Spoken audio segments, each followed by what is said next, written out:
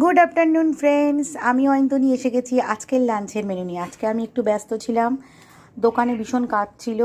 আপনারা সবাই জানেন আমার বিল্ডিং মেটেরিয়ালসের দোকান আছে। তো আজকে আমি আর আমার হাজব্যান্ড দুজনেই ছিলাম দোকানে। তো অলমোস্ট আমি রান্নাটা করেছি হচ্ছে খুব তাড়াহুড়ো করে এসে একটু দেরি হয়ে গেছে আসতে। আমি কাঁকড়াটা রান্না করেছি। তো কাঁকড়া আছে এখানে, কুমড়ো আলু দিয়ে কাঁকড়ার একটা তরকারি আছে।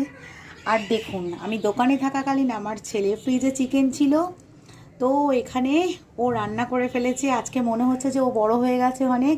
আজকে ও রান্না করেছে চিকেন বাটার মশলা। তো রেসিপিটা দেওয়া থাকবে আমার ইউটিউব চ্যানেলে, আপনারা দেখে নেবেন। যদি ভালো লাগে সাবস্ক্রাইব করবেন। আজকে আমার ছেলে রান্না করেছে চিকেন বাটার মশলা, আর আছে এখানে গরম গরম ভাত। তো এই ছিল আজকের লাঞ্চের মেনু। আজকের লাঞ্চের মেনুতে আছে কাঁকড়া, চিকেন বাটার মশলা আর গরম গরম ভাত।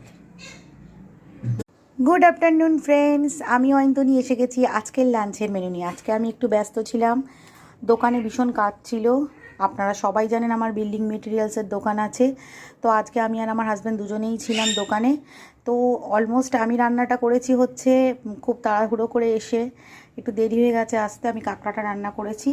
তো কাঁকড়া আছে এখানে, কুমড়ো আলু দিয়ে কাঁকড়ার একটা তরকারি আছে।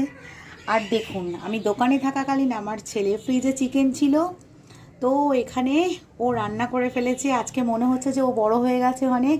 আজকে ও রান্না করেছে চিকেন বাটার মশলা। তো রেসিপিটা দেওয়া থাকবে আমার ইউটিউব চ্যানেলে, আপনারা দেখে নেবেন। যদি ভালো লাগে সাবস্ক্রাইব করবেন। আজকে আমার ছেলে রান্না করেছে চিকেন বাটার মশলা, আর আছে এখানে গরম গরম ভাত। তো এই ছিল আজকের লাঞ্চের মেনু। আজকের লাঞ্চের মেনুতে আছে কাঁকড়া, চিকেন বাটার মশলা আর গরম গরম ভাত।